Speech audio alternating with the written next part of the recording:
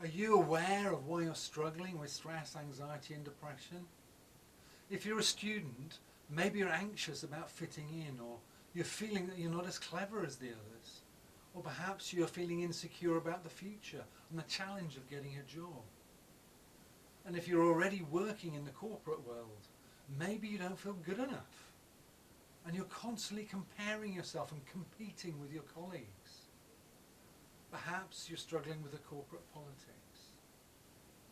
Now these are precisely the sort of issues that are contributing to the overbearing level of stress, anxiety and depression in our society today.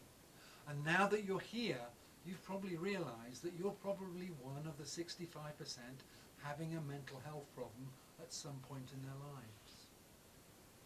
Now the Heads Together campaign, led by Princes William and Harry and the Duchess of Cambridge, has raised the profile of mental health and started the process of lessening the stigma that's behind it.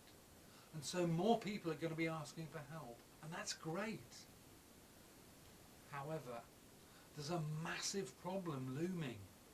The NHS is already woefully inadequate in terms of handling the demand for mental health.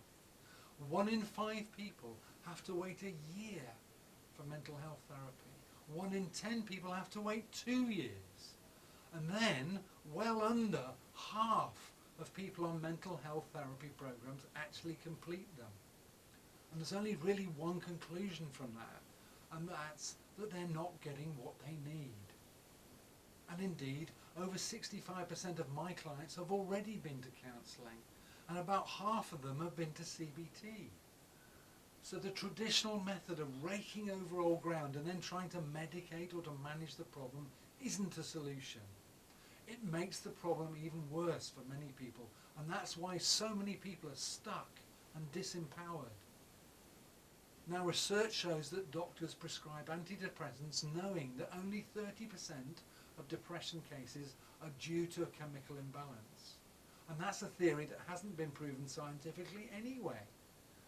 And here's the scary thing.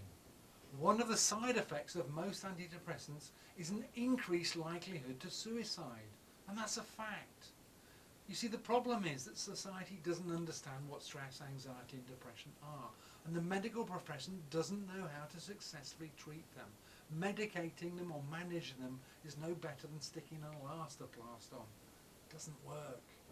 Stress, anxiety and depression are actually a signal telling us that our life's not working and that we need to change something, not cover it up. So there must be another way. And I'm glad to tell you that there is. Not to have to cope with stress, anxiety and depression, but to eliminate them completely. So to find out how you can do that, follow the link.